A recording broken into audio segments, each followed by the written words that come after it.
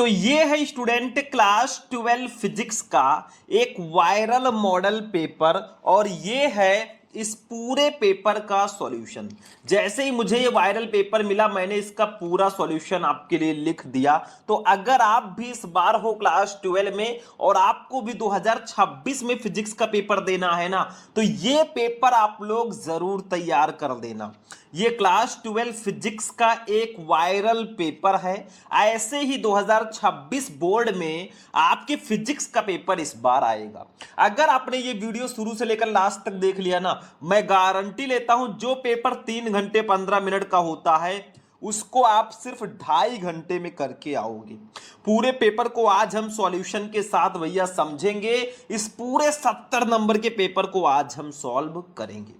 तो चलिए स्टार्ट करते हैं भैया। यहां पे आप अपना रोल नंबर डाल देना फटाफट, यहां पे नाम डाल देना जो भी आपका नाम हो। वायरल पेपर है भैया, ऐसा पेपर किस्मत वालों को मिलता है। थोड़ा टाइम निकाल कर देख लो, आधे घंटे से भी ज्यादा की ये क्लास होगी क्योंकि मैं पूरा सॉल्यूशन भी दूंगा, ठीक है। और ये पेपर कोड अपने दिमाग में रख लेना 346 वाईटी। समय आपके पास 3 घंटे 15 मिनट रहेंगे भैया पेपर को सॉल्व करने के लिए। कुछ आपको नोट दिए जाते हैं, पैसे वाला नोट नहीं, मतलब 15 मिनट आपको क्वेश्चन पेपर पढ़ना है। कुछ निर्देश दिए गए हैं, सभी प्रश्न करना अनिवार्य है। इस प्रश्न पत्र में 5 खंड हैं, खंड आ बा सा दा या, ठीक है। खंड आ बहुविकल्पीय प्रश्न होगा 1 नंबर वाला, खंड बा अति लघुत्तरीय प्रश्न होगा 1 नंबर वाला, खंड सा लघुत्तरीय प्रश्न होगा 2 नंबर वाला, खंड दा लघुत्तरीय प्रश्न होगा 3 नंबर वाला और खंड या विस्तृतरीय प्रश्न होगा 5 नंबर वाला। और 5 नंबर वाले में आपको 2-2 क्वेश्चन दिए जाएंगे, करना एक ही है। चलिए बस वीडियो को आप लोग लाइक करना, चैनल पर नए हो चैनल को सब्सक्राइब कर लेना भैया, ताकि ऐसे ही क्लासेस आपको मिलते रहें। खंड आ की बात करें तो बहुविकल्पीय प्रश्न रहेंगे, कुल 6 क्वेश्चन रहेंगे, 6 नंबर आपको इसके लिए मिलेंगे। सिंपल सी बात है, नो बकवास। सबसे पहले देखो, इस प्रश्न पत्र के प्रत्येक खंड में 4 विकल्प दिए गए हैं। सही विकल्प चुनकर उसे अपनी उत्तर पुस्तिका में आपको लिखना है। मतलब हर एक क्वेश्चन के 4 ऑप्शन आपको दिए गए हैं, सही ऑप्शन चूज करके उसे अपनी कॉपी में लिखना है। जैसे देखो भैया, एक एक क्वेश्चन को समझो, बहुत स्पेशल है। जैसे का वाला क्वेश्चन है, वैद्युत विभव का मात्रक क्या है, ये क्वेश्चन शायद आपको पता हो, बहुत इंपॉर्टेंट है। और ये पहले भी मैं बता चुका हूं, जूल प्रति coulomb, joule into coulomb, coulomb प्रति जूल या न्यूटन प्रति कूलाम। अरे भैया वैद्युत विभव V इक्वल टू होता है W/Q, ठीक है। तो W है कार्य, कार्य का मात्रक जूल, Q है आवेश, आवेश का मात्रक कूलाम। तो फर्स्ट वाला ऑप्शन बिल्कुल सही होगा। आंख बंद करके टिक कर दो फटाफट। चलो खा वाला देखो बच्चों, एक एक क्वेश्चन को ध्यान से समझना, नोट करते रहना। खा, चुंबकीय आघूर्ण का मात्रक क्या होता है भैया? चुंबकीय आघूर्ण म्यू इक्वल टू आई, ये कुछ ऐसे करके होता है कि नहीं होता, या एम इक्वल टू एन आई ये होता है। तो इसका मात्रक क्या होगा? न्यूटन प्रति ampere metre, ampere metre square, weber प्रति मीटर स्क्वायर या हेनरी। अरे भैया एम्पियर प्रति मीटर स्क्वायर होगा। आई है धारा, धारा का मात्रक एम्पियर, ए है क्षेत्रफल, क्षेत्रफल का मात्रक मीटर स्क्वायर, तो एम्पियर प्रति मीटर स्क्वायर होगा। गा वाला क्वेश्चन फटाफट देखते चलो, टाइम वेस्ट मत करो, अभी तो हमें बहुत आगे जाना है, पूरा पेपर सॉल्व करना है। चलोगा, निम्नलिखित में कौन विद्युत चुंबकीय तरंगे नहीं है? बताओ इसमें से कौन सी तरंग है जो विद्युत चुंबकीय तरंग नहीं है? गामा किरणें, एक्स किरणें, अवरक्त किरणें या बीटा किरणें? अरे भैया बीटा किरणें जो है ये विद्युत चुंबकीय तरंगे नहीं है। ऑप्शन नंबर 4 जो है बिल्कुल सही होगा। घा वाले पे आ जाओ बच्चों, ध्यान से समझना, हमारी स्पीड पे मत जाना, क्योंकि जो चीजें अभी समझाने वाले नहीं है वो मैं नहीं समझा रहा हूं। अभी आगे जब न्यूमेरिकल्स और बाकी सारी चीजें देखेंगे ना तो अच्छे से समझेंगे, ये देखना ध्यान से। घा, प्रकाशिक तंतु में निम्न में से प्रकाश के किस गुण का प्रयोग किया जाता है? जो ऑप्टिकल फाइबर होता है ना, प्रकाशिक तंतु, उसमें प्रकाश के किस गुण का उपयोग, किस गुण का प्रयोग किया जाता है? व्यतिकरण, पूर्ण आंतरिक परावर्तन, विवर्तन या परिकीर्णन? तो इसका राइट आंसर हो जाएगा बच्चों घा का दूसरा वाला ऑप्शन सही होगा, पूर्ण आंतरिक परावर्तन। प्रकाशिक तंतु में निम्न में से प्रकाश के जो पूर्ण आंतरिक परावर्तन है ना उसका उपयोग किया जाता है। फटाफट अंगा नंबर, आइंस्टीन के प्रकाश वैद्युत समीकरण में निम्नलिखित में किस संरक्षण के नियम का पालन होता है? बताओ आइंस्टीन का जो प्रकाश विद्युत समीकरण है उसमें किस संरक्षण के नियम का पालन होता है? आवेश, द्रव्यमान, संवेग या ऊर्जा? तो इसका राइट आंसर हो जाएगा बच्चों ऊर्जा। चौथा ऑप्शन बिल्कुल सही है, अंगा का चौथा ऑप्शन। चा देखो, एन टाइप अर्धचालक में विद्युत चालन का कारण होता है। एन टाइप अर्धचालक में विद्युत चालन कैसे होता है? इलेक्ट्रॉन के द्वारा, कोटरों के द्वारा, प्रोटॉन के द्वारा या पॉजिट्रॉन के द्वारा? तो इसका राइट आंसर होगा फर्स्ट, इलेक्ट्रॉनों के द्वारा। एन टाइप अर्धचालक में विद्युत चालन इलेक्ट्रॉनों के द्वारा होता है। हो गया 6 क्वेश्चन, एक एक नंबर का 6 नंबर फिक्स। कुछ बच्चे कहते हैं सर जी हमें पेपर दे दो, सारे वायरल पेपर का पीडीएफ दे दो, सारे सब्जेक्ट के इंपॉर्टेंट नोट्स दे दो जो हमारे बोर्ड एग्जाम में आए, हमें वीडियोस दे दो, व्हाट्सएप के थ्रू आप नोट्स और वीडियो दे दो। भैया सब मैं देता हूं, ठीक है, लेकिन आपको करना क्या है, प्ले स्टोर पे जाना, शुभम लेक्चरर ऐप डाउनलोड करना, उसी में आपको सारी चीजें मिलेंगी। उसी में मेरा क्रैश कोर्स है, उसको भी आपको ज्वाइन करना है, क्योंकि अब समय नहीं है। उसमें मैं सारे इंपॉर्टेंट नोट, सारे वीडियो, सारे पेपर सब कुछ देता हूं। अगर भैया चाहिए, अगर आप चाहते हैं कि मैं अच्छे नंबर से पास हूं तो 9918332305 इस पर मेरे पास मैसेज या कॉल करना, मैं आपको सारी चीजें प्रोवाइड कराऊंगा। क्रैश कोर्स ज्वाइन कर लो जाकर बच्चों, क्योंकि अब टाइम आपके पास नहीं है। मैं तो यही कहूंगा, बाकी जैसा होगा आप लोग समझिए, ठीक है, आप लोगों की बात है। चलो भैया अगला क्वेश्चन खंड बा पे चलेंगे बच्चों। खंड बा होगा अति लघु उत्तरीय प्रश्न। 6 क्वेश्चन, एक एक नंबर के 6 नंबर आपको मिलेंगे। एक चीज मैं और कह देना चाहता हूं भैया, कोई जरूरी नहीं है कि ये क्वेश्चन अति लघु उत्तरीय में ही आए। कुछ क्वेश्चन थोड़े अच्छे हैं तो ये 2 नंबर और 2 नंबर में भी आ सकते हैं, ऐसे चांसेस हैं। तो ऐसा मत सोचना कि सर जी 1 नंबर में इतने बड़े बड़े न्यूमेरिकल क्यों बता रहे हैं। देखो ये 2 नंबर में भी क्वेश्चन आ सकते हैं, तो आप क्वेश्चन को समझिए, नंबर जो होगा देख लेंगे। चलो दूसरे का काम, अनंत विस्तार के आवेशित चादर के समीप वैद्युत क्षेत्र की तीव्रता का व्यंजक लिखिए। भैया ये तो सिंपल है, अनंत विस्तार के आवेशित चादर के समीप वैद्युत क्षेत्र की तीव्रता का व्यंजक क्या होगा, पता है किसी को? अरे E इक्वल टू मैंने आपको बताया था सिग्मा पान 2 एप्सिलॉन नॉट, कुछ ऐसे करके बताया था। अनंत विस्तार के आवेशित चादर के निकट वैद्युत क्षेत्र की तीव्रता, कुछ ऐसे बताया था कि नहीं बताया था? जी बिल्कुल। यहां पे देखो सिग्मा क्या है और एप्सिलॉन नॉट क्या है, ये चीजें जानना पड़ेगा भाई, क्योंकि यही चीजें हैं जो इंपॉर्टेंट है और इन सबको तो जानना ही जानना है, ठीक है। तो सिग्मा क्या है और एप्सिलॉन नॉट क्या है? सिग्मा है बच्चों पृष्ठीय आवेश घनत्व, या आवेश का पृष्ठ घनत्व भी आप बोल सकते हैं, दोनों चीज सेम है। आवेश का पृष्ठ घनत्व, और ये एप्सिलॉन नॉट है निर्वात की विद्युतशीलता, निर्वात की वैद्युतशीलता। दैट्स इजी भाई, बहुत सिंपल है। लेकिन अभी तो आगे आगे देखिए होता है क्या, अभी तो ट्रेलर है मेरे भाई, पिक्चर अभी बाकी है। तो का वाला क्वेश्चन समझ गए, 1 नंबर लायक ये क्वेश्चन है। लेकिन अब जो दूसरा क्वेश्चन है भाई थोड़ा समझना होगा, ये 2 नंबर में भी आ सकता है। 1.5 वोल्ट विद्युत वाहक बल वाले सेल का आंतरिक प्रतिरोध 0.1 ओम है। सेल को 2.9 ओम के बाह्य प्रतिरोध से जोड़ने पर सेल के सिरों पर विभवांतर कितना होगा, ठीक है। चलो इसको समझते हैं, इसको मैंने एक अलग पेज में ले रखा है और यहीं पे हम इसको समझेंगे। सिंपल है, जो चीजें दी गई हैं पहले उसको लिखो, तभी तो सॉल्व कर पाओगे। देखो 1.5 वोल्ट विद्युत वाहक बल वाले सेल का आंतरिक प्रतिरोध 0.1 ओम है। सेल को 2.9 ओम के बाह्य प्रतिरोध पर जोड़ने पर सेल के सिरों पर विभवांतर क्या होगा? तो हमें भैया विद्युत वाहक, पहले विद्युत वाहक बल दिया गया है E, इसकी वैल्यू दी गई है 1.5 वोल्ट, सिंपल है। उसके बाद में हमें दिया गया आंतरिक प्रतिरोध R, आंतरिक प्रतिरोध को स्मॉल r से डिनोट करते हैं, ये हमें दिया गया 0.1 ओम। उसके बाद हमें दिया गया है बाह्य प्रतिरोध कैपिटल R, इसको हम लोग डिनोट करते हैं, इसकी वैल्यू है 2.9 ओम। ओम को ऐसे भी लिखते हैं, ठीक है। हमें निकालना है V, तो V निकालना है तो सबसे पहले I निकालो, सबसे पहले I निकाल लेंगे तो V आसानी से निकल आएगा, फिर V निकाल लेंगे, ठीक है। तो भैया सेल में प्रवाहित धारा का एक फॉर्मूला होता है, सिंपल है। देखो भैया 1 नंबर में अगर ये आ जाए तब तो बच्चे परेशान हो जाएंगे, लेकिन हम परेशान नहीं होने देंगे। सेल में प्रवाहित धारा, तो सेल में प्रवाहित धारा का एक फॉर्मूला होता है, वो होता है I equal to E/R plus R, यही तो फॉर्मूला होता है। शायद मैं पहले भी आपको ये फॉर्मूला बता चुका हूं, ठीक है, विद्युत धारा चैप्टर का। तो I इक्वल टू E की वैल्यू ऊपर देखो कितनी है, 1.5, तो हम लिख देंगे 1.5 अपान कैपिटल R की वैल्यू 2.9 है और स्मॉल आर की वैल्यू है 0.1, ठीक है। तो ये हो जाएगा 1.5 अपान 2.9 और 0.1 जुड़ेगा तो 3 हो जाएगा। तो ये 1.5 है, ये 3 है, तो 1.5 1 जा 1.5, 1.5 2 जा कितना, 1.5 तो 2 जा 3, तो 1/2 आ गया।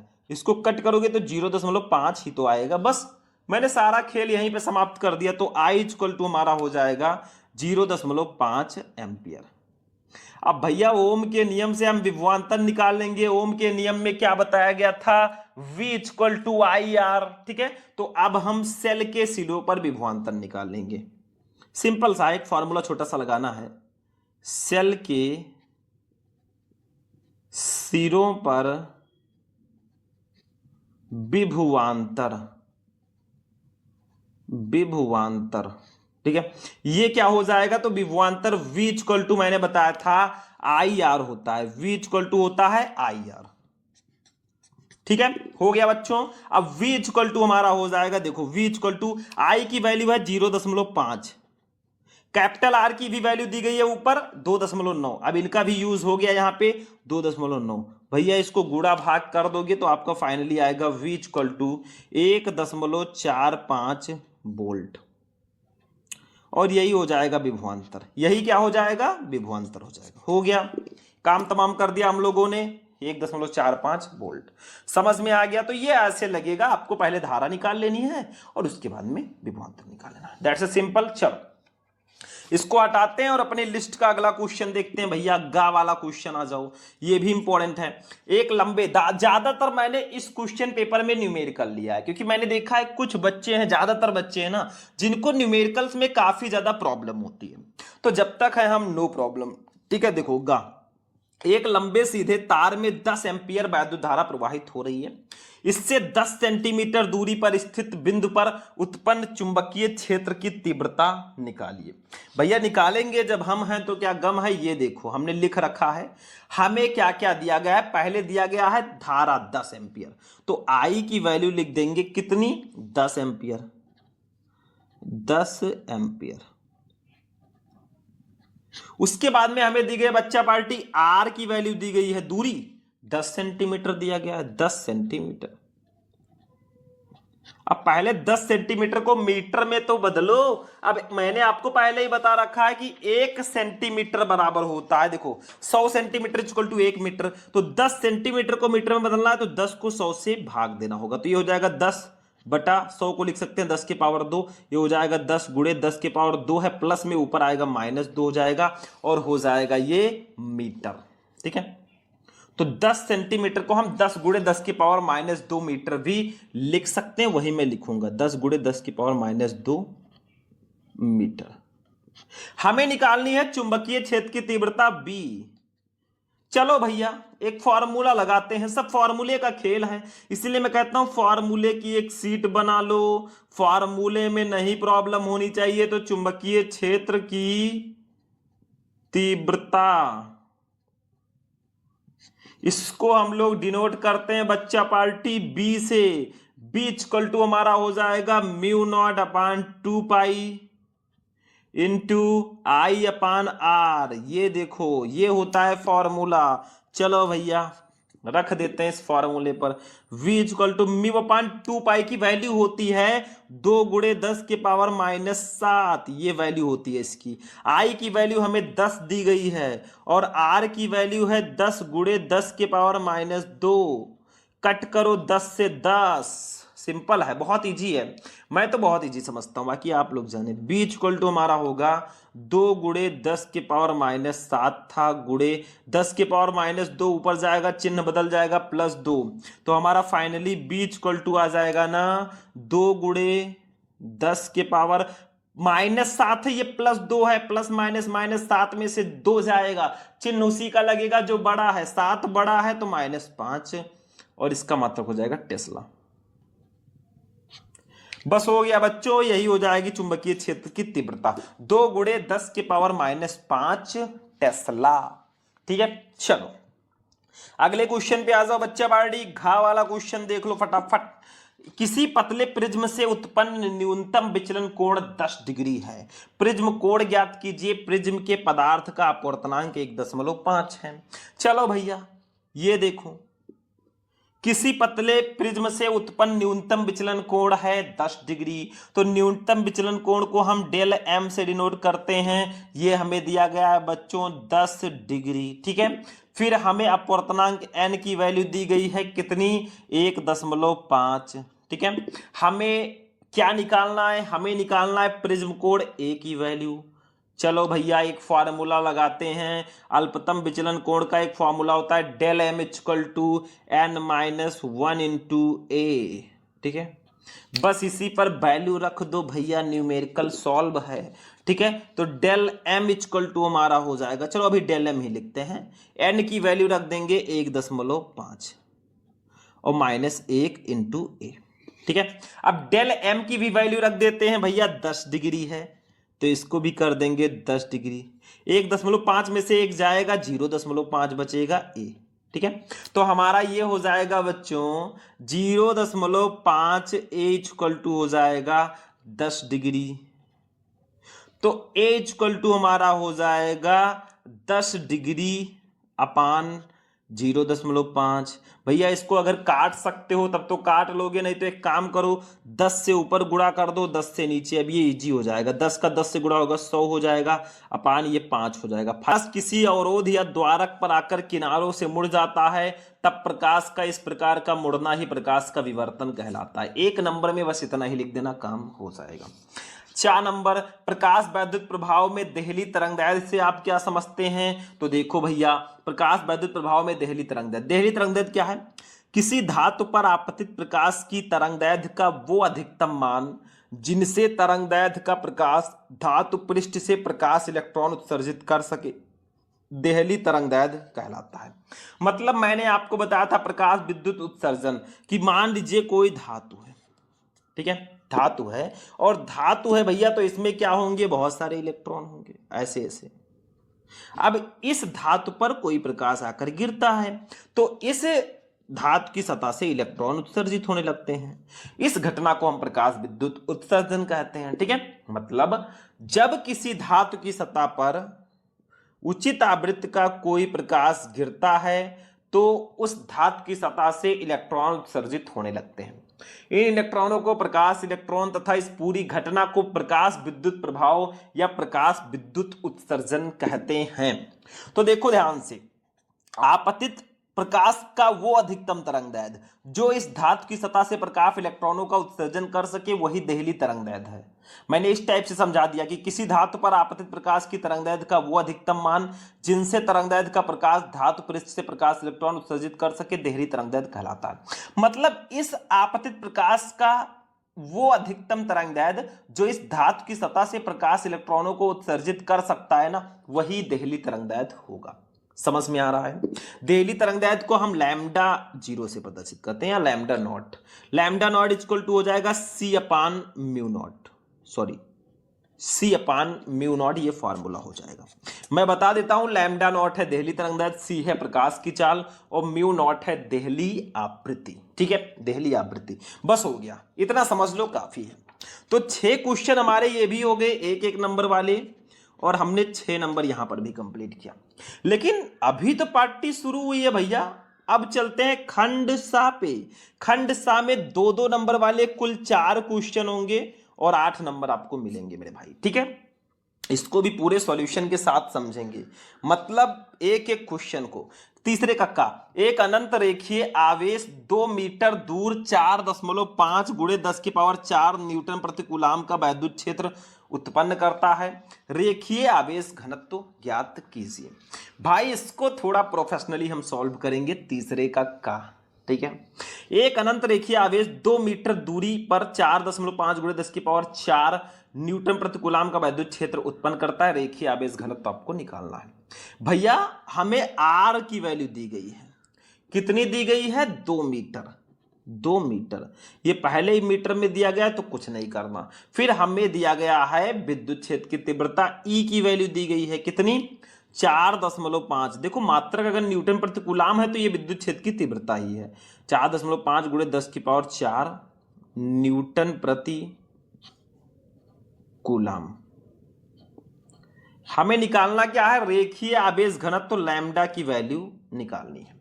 तो लिख दो भैया एक फॉर्मूला गॉस के नियम के अनुप्रयोग का जो होता था, अनंत रेखीय आवेश के कारण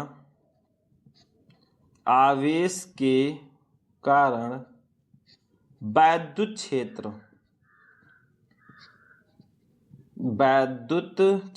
ठीक है। ये वाला फॉर्मूला आपको यहां पर लगाना है। तो चलिए लगाते हैं भैया, कुछ करना नहीं है, हमें यही फॉर्मूला उठाकर लिख देना है। फॉर्मूला होता है E equal to lambda upon 2 pi epsilon naught R। ये होता है फॉर्मूला अनंत रेखीय आवेश के कारण वैद्युत क्षेत्र का। तो यहां से अगर लैम्डा निकालना चाहें भैया तो लैम्डा इक्वल टू क्या हो जाएगा, इन दोनों भैया का गुणा हो जाएगा E into 2 pi epsilon naught R, ये हो जाएगा, ठीक है।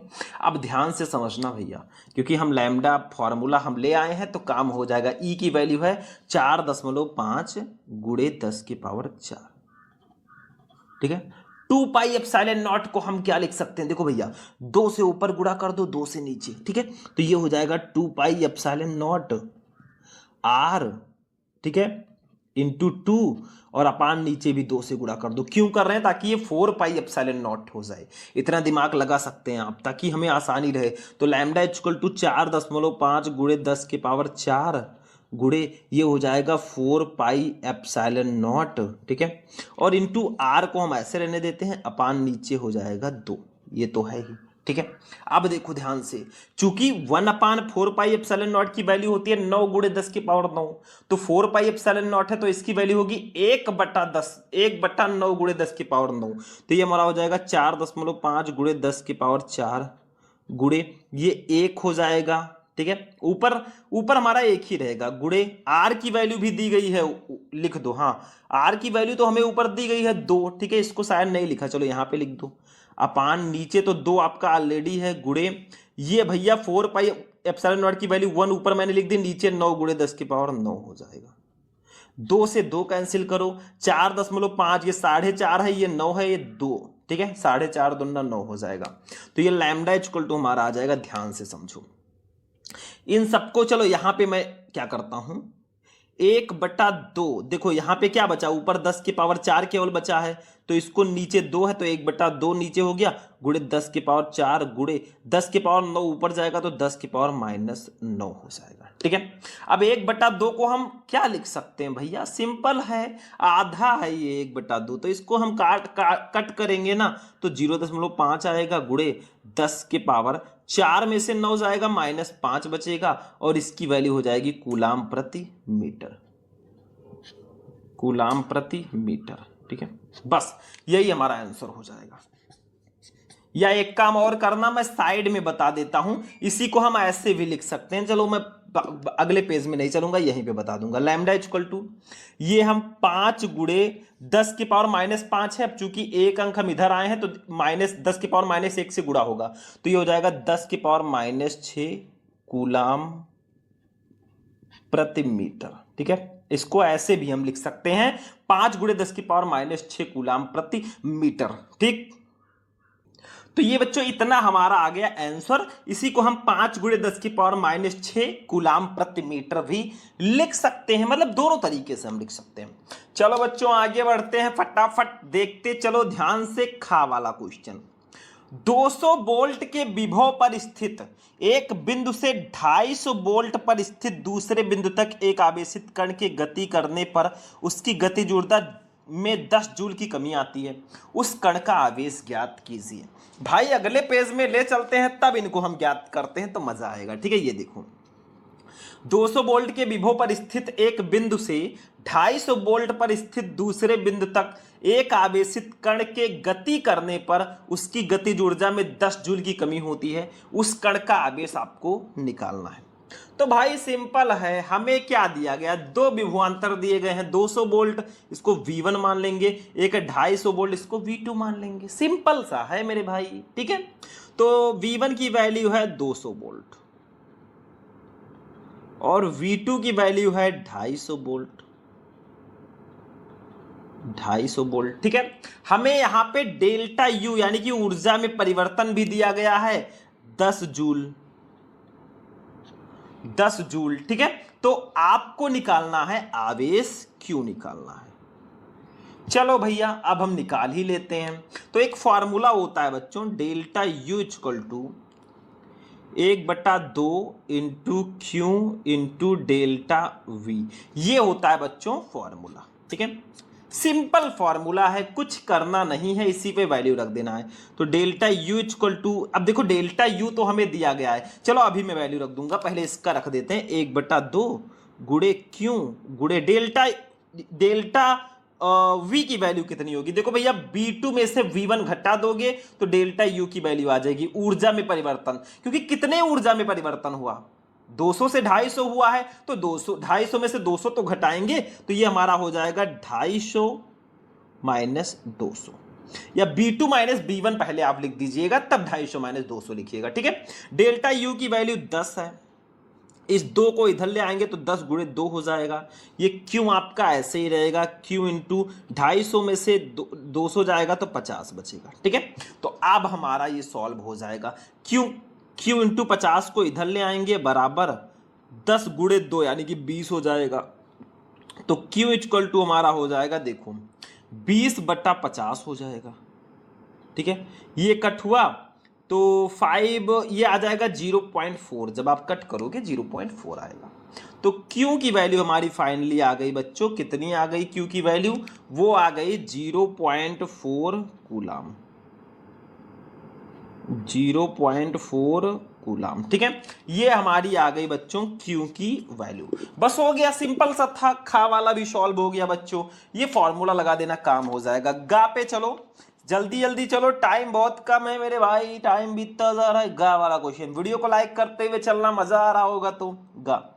एक ही स्थान पर लगाए गए 5 गुणे 10 की पावर 4 वोल्ट प्रति मीटर के वैद्युत क्षेत्र और 5 गुणे 10 की पावर -2 वेबर प्रति मीटर स्क्वायर के चुंबकीय क्षेत्र से इलेक्ट्रॉन बिना विचलित हुए गुजर सकता है। इलेक्ट्रॉन के वेग की गणना कीजिए। भाई बहुत इजी है ये वाला न्यूमेरिकल, तो मैं बहुत सिंपल समझता हूं, छोटा सा है।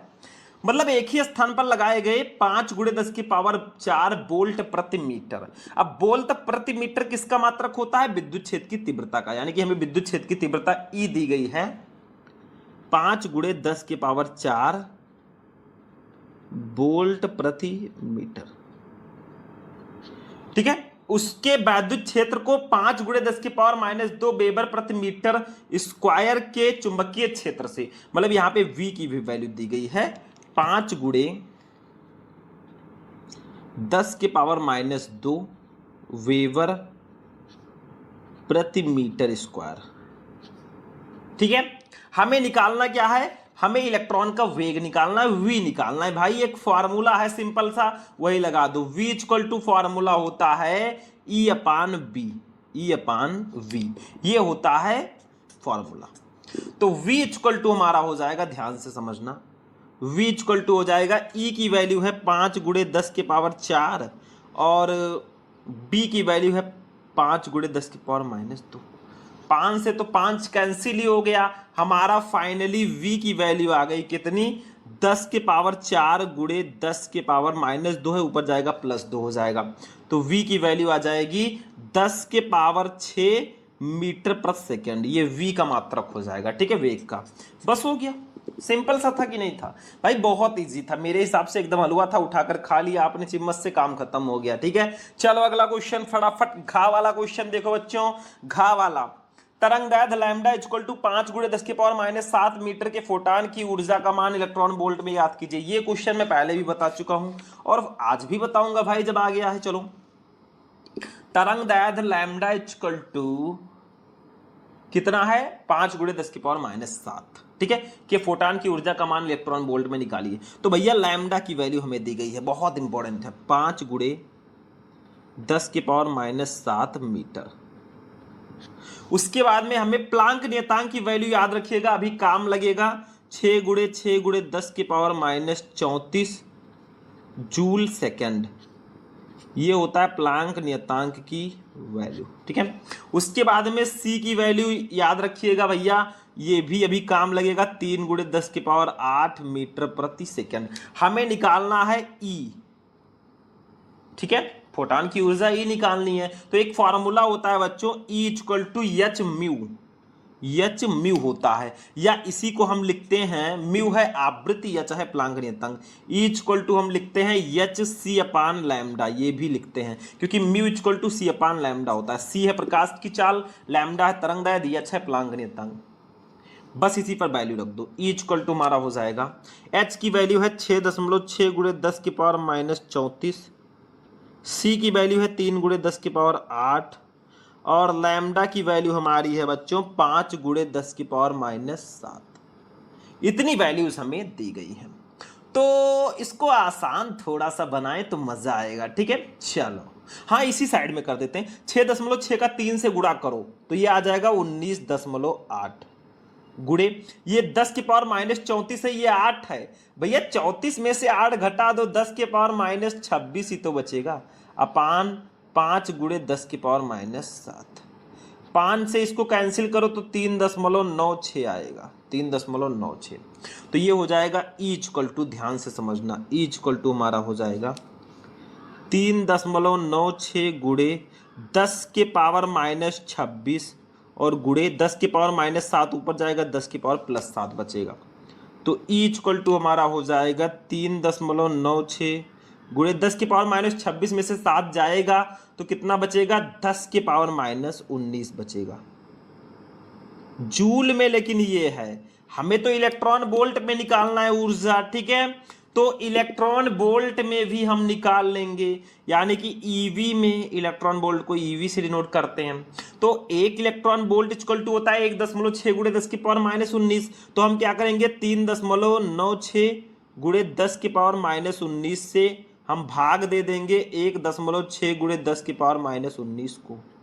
ये तो कैंसिल हो ही जाएंगे ये दोनों, और इससे ये कैंसिल होगा तो 2.475 आएगा, ठीक है। इतना आ गया बच्चों। तो E इक्वल टू हमारा आ जाएगा 2.475। अब ये हो जाएगा इलेक्ट्रॉन वोल्ट। बस हो गया मेरे भाई, हो गया, सॉल्व हो गया, काम खत्म, पैसा हजम, समझ में आ गया। तो ये आप फॉर्मूला याद रखना, काम हो जाएगा। तो ये 4 क्वेश्चन हमारे हो गए 2-2 नंबर वाले, यानी कि 8 नंबर यहां पर भी फिक्स है। बच्चों आगे बढ़ते हैं, अब हम लोग चलते हैं अपने खंड शा पे, खंड कौन सा है, सा हो गया, खंड दा पे। अब खंड दा जो होगा 3-3 नंबर वाले क्वेश्चन होंगे। टोटल 10 क्वेश्चन आते हैं और 30 नंबर आपको मिलते हैं 3-3 नंबर वाले क्वेश्चन के। तो आज मैं इसका आंसर नहीं बताने वाला। देखो इसमें ज्यादातर जो क्वेश्चन है उसका आंसर मैं अलग अलग वीडियोस में आपको बता चुका हूं। आप 12th फिजिक्स के इंपॉर्टेंट क्वेश्चन वाले प्लेलिस्ट में जाना, देखना, ये सारे क्वेश्चन आपको मिल